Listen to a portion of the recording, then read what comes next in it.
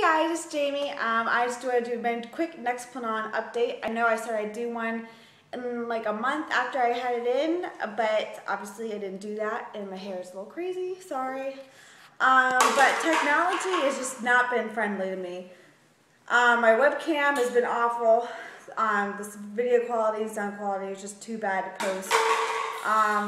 And my good camera, for some reason, it will not connect to my computer, so I cannot get the data off that onto my computer to edit and up post.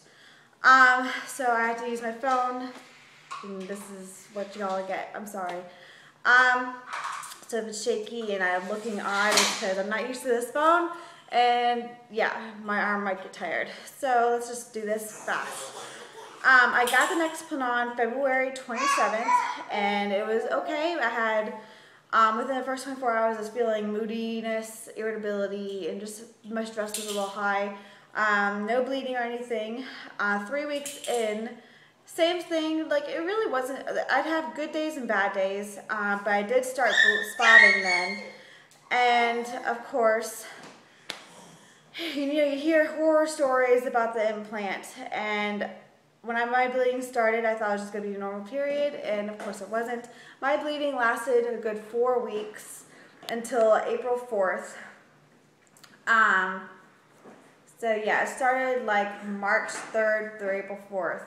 So almost, so pretty much a full month.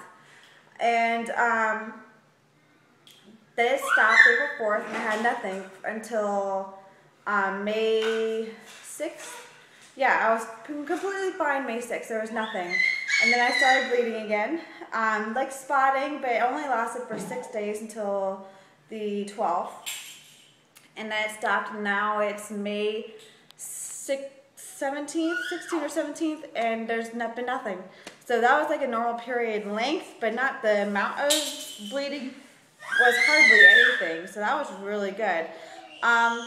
So yeah, I actually am really enjoying it. That 1 month of bleeding was not fun, but you know, we got through it, and it wasn't a lot of bleeding, it was just spotting. Like, I didn't do this because it's kind of gross, but this is just to kind of tell you how little bleeding it was. I could seriously go through a whole day with one pad. One pad, that's it. It was hardly spotting, like hardly at all, and it was mostly just bleeding when you wiped. That was it. So it really wasn't bad, and yeah, my moodiness is only every once in a while. It's not very often at all. The only thing I've noticed is that, like, when I came close, the week preceding that bleeding period, I felt pregnant. And of course I tested and it was negative, but like I'd get nausea and I was crampy and my breasts were really tender. It was hurting to breastfeed again, which was really weird. Like my nipples were very tender, and I don't know, it was just strange, but I guess it's part of the implant because it's supposed to trick your body into thinking it's pregnant, which is why it doesn't release another egg. So there you go. But it's been so nice not worrying about pills or condoms or anything like that. Just not like, sorry, this is TMI, but when my husband and I are in the moment, we can stay in the moment and not worry about protecting ourselves, because I have that covered.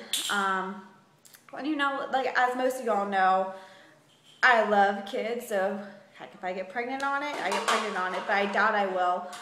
This stuff is pretty effective, and it's not like a pill I can miss, and it's not like the mini pill, which is what I was on. After I had my son, I got pregnant on that, but that was only 92% effective. And as most of y'all know, before I got the implant, I was doing family planning, which failed, and I got pregnant and had a miscarriage. So I am fully confident that this is what I was meant to do, and it's really working out for me so far.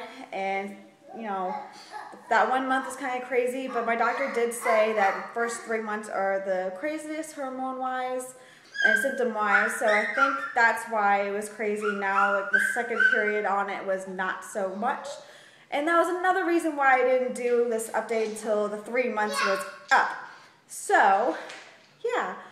So I'm loving it. I don't know if I'd recommend it because the seriousness of the symptoms and the range of symptoms varies greatly from person to person. So what happens really well for me could be terrible for somebody else. So there's a lot of things that can happen on this birth control. Nothing horrible, but like weight gain, bleeding, like long periods of bleeding or continuous bleeding. Some women have had ovarian cysts. I think that was the worst I've heard, but the weight gain and the bleeding were the two most common symptoms that I know of anyway. And I had the bleeding for a month, but that was really not horrible. So yeah, that's my update, and hopefully this will upload correct. So I will talk to y'all soon. Bye.